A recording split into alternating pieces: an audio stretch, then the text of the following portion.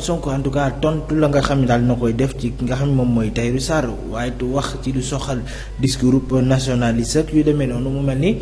Ayouba Faye en tout cas moom de daal dina ca am ab taxaw seetlu moom ko daal di xamle ca Walfadjri kon ca plateau yooyu la ko daal di xamle dañuy teewu ki nga xam ne moom mooy Tahirou Sarr wala ki nga xam ne moom mooy Ayouba Faye. bon souverainisme ak nationalisme. bu exacerbé quand même bi ñu remarqué durant ces dernières décennies là en Europe. muy extrême droite bi di ko fa prôné. te muy mel ni tey jii dañuy dégg discours yu mel noonu fii ci suñu réew. ñenn ñi Afrique du Sud rek yàggul waaw genre yooyu taxoon na ba ñu jël ay jaasi di dóor ay waaw gis nga tax mu am ay émeutes foofu yu méttee métti ba ay doomu aadama yu bëri ñu faat leen fa dont la plupart étaient des étrangers. te discours yu mel noonu loolu rek lay indi boo continuer di prôner un tel discours nga tuddee sa bopp nationaliste. quand même nga am. Quand même ay militants yu bëri quoi qu'on puisse dire yoo xamante ni dañoo gëm li ngay wax ñu lay suivre di la déglu bu baax saa yoo waxee ñoom ñu mel ni li nga ciy wax ànd nañ ci ak yow ak doole il faut faire très attention quand on est dans un pays comme le Sénégal. pour man buy ngay tenir yenn discours yi nga xamante ni mën naa attiser une certaine haine de l'étranger. certaine xénophobie boo xamante ni boo ko indee sur la place publique mën na fi indi loo xamante ni tey jii yow mi ko sokki doo xam sax fu mu fan lay teeroo. nous on a vécu ici en 89 les événements. 88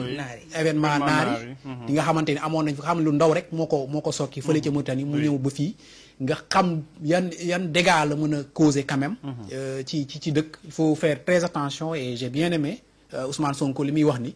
da nga koy wax di ko tenir au Sénégal yow mi ngi koy tenir au Sénégal nga xamante ni am na ay sénégalais yu bari yoo xamante ni ñi ngi dans la diaspora. Sénégal fii tey dëkk boo dem ci àdduna bi am na ay sénégalais. donc que yow en tant que sénégalais tey jii nga ñëw di tenir un discours boo xamante ni day mel ni da ngay xaw a siis yenn étrangers yi nga xamante ni ñoo fi nekk nga xaw a cibler quand même une certaine communauté boo xamante ni moo fi nekk je pense que ce discours là doit être freiné. doit être freiné tey jii mais avec méthode pour man méthode bi mooy lii rek Ousmane Sonko di def à chaque fois que de besoin nga rappeler quand même yow mi nga xamante ni tu es peut-être la personnalité la plus écoutée aujourd'hui au Sénégal la personnalité politique la plus écoutée au Sénégal ngay rappeler à chaque fois les militants à chaque fois les Sénégalais que ni nous avons dit souverainisme d'accord panafricanisme d'accord mais le nationalisme là de l'extrême droite loolu moom la ñuy prôné fii nga xamante ni mooy Sénégal Sénégal dafa bokk ci benn communauté bu ñuy wax CEDEAO bokk ci UEMOA quand même ñuy prôné la libre circulation des biens et souvent sax bu ñuy def comparaison ñoom dañuy juum parce que ay États-Unis nañ la yor alors que États-Unis du benn état 52 états confédérés 52 états yoo xamante ni ñoo ñoom bu leen neexee ñu ni America first bu leen neexee ñu ni American first waaw mais c'est un discours boo tey jii c'est à la mode fële nga xamante ni mooy Occident surtout pays européens yi lu ko demee ni France nga xam ne extrême droite bi mi ngi fay am doole bu baax a baax te pour man kenn waru ko jël à la légère. kenn waru ko jël à la légère parce que ñi nga xamante ni tey jii ñoom ñoo koy prôné gis naa ni quand même am nañ ay militants yu bari yoo xamante ni ñu leen ci topp. parce que c'est pas pour rien mu dem élection législative am nombre de voix yi mu am c'est-à-dire il y a des milliers de Sénégalais qui s'identifient à son discours. Et ça doit être freiné mais de manière très très très méthodique parce que discours la c'est un discours et c'est un discours que pour man qui freine un discours. bu wees tekkee dafa teg discours am foog nga teg ay arguments pour démonter ce discours comme le fait souvent Ousmane Sonko bi mu ko amee occasion bi durant la campagne électorale et la fois passée aussi devant l'Assemblée nationale il l'a refait et de manière très méthodique et c'est comme ça et on doit poser le débat sur les plateaux ñu waxtaane ko wax ni discours bii baaxul c'est un discours de haine lii mooy discours bu baax bi c'est un pays doit être organisé dëkk bu nekk war nga xam nombre d'étrangers yi nga xamante ni ñoo établir sa dëkk ak nan lañ fay dundee ak yan anam lañ fay dundee mais quand même quand à tenir des discours ngaan ñii dañuy jël liggéeyu Sénégalais yi dañuy jël alalu Sénégalais yi pour man c'est pas le bon discours à tenir dans des moments yoo xamante ni tey jii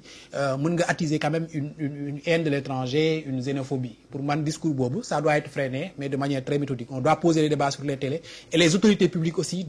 ne doivent pas avoir peur d'en parler Ousmane Sonko n'a pas eu peur d'en parler durant la campagne même si mënoon na ko coûter ay voix il en a parlé il a pointé du doigt ki nga xamante ni moom moo ko doon tenir et il a pris sa responsabilité et les autres autorités aussi doivent faire le même on doit poser les débats et on doit en parler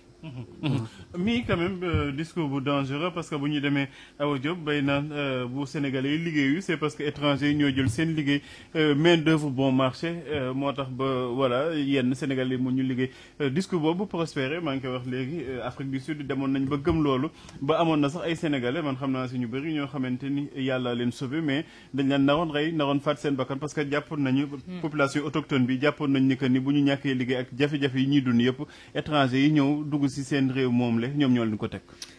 Pape gis nga damay abonder dans le même sens que Ayoba li mu wax il faut pas avoir peur d'en parler xam nga lu tax parce que affaire bi mi ngi commencer di jël ampleur soo xoolee tey ci lan moo porté Tahirou Sarr à l'Assemblée nationale.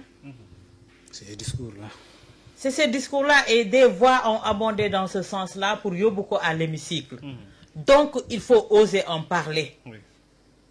Il faut oser en parler parce que dañu nekk ci monde boo xamante ne tey jii Pape